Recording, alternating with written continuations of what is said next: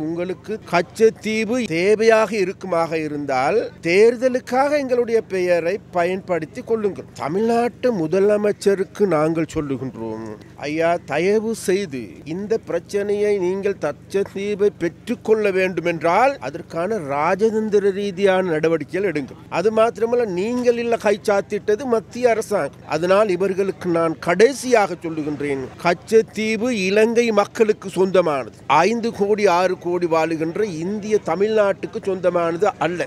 கச்சத்தீவு தொடர்பாக ஒவ்வொரு நாளும் இன்றைக்கு தமிழ்நாட்டு செய்திகள் மிக வேகமான பல்வேறு வதந்திகளையும் அதே போன்று பல்வேறு சூடான செய்திகளையும் அதே போன்று இன்றைக்கு ஊடகவியலாளருக்கும் சுட சுட செய்திகளை மிக விரைவாக வழங்குகின்ற ஒரு செய்தியாக கச்சத்தீவு மாறி இருக்கின்றது. நாங்கள் இந்திய தமிழ்நாட்டு அரசியல்வாதிகளுக்கு சொல்லுகின்றோம், நான் அண்மையிலும் கூட கூறினேன், அதாவது உங்களுக்கு தேவையாக இருக்குமாக இருந்தால் நீங்கள் தேர்தலுக்காக எங்களுடைய பெயரை பயன்படுத்தி கொள்ளுங்கள். ஆனால் மீண்டும் மீண்டும் தமிழ்நாட்டு மக்களை ஏமாற்றுவதற்காக இந்த கச்சத்தீவை மீட்கின்றோம் அல்லது கச்சத்தீவு எங்களுக்கு சொந்தமானது, கச்சத்தீவை மீட்பதுதான் ஒரே வழி என்று கூறுவது என்பது, அதாவது நேற்று கௌரவ ஸ்டாலின் அவர்களும் கூட குறிப்பிட்டிருக்கிறார், தமிழ்நாட்டு முதலமைச்சர்.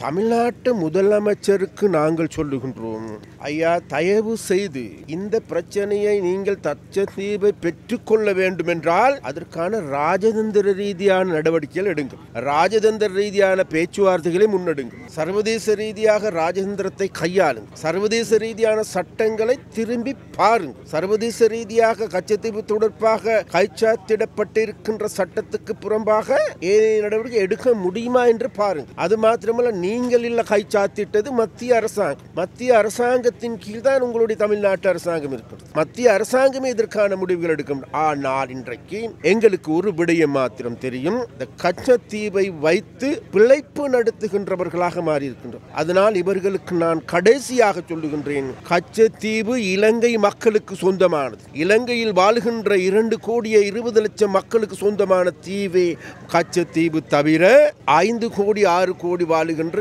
இந்திய தமிழ்நாட்டுக்கு சொந்தமானது அல்ல. கச்சத்தீவை பாதுகாப்பதற்கு நாங்கள் எங்களால் இயன்ற அனைத்து செயற்பாடுகளை முன்னெடுப்பதற்கு நாங்கள் தயாராக இருக்கிறோம்.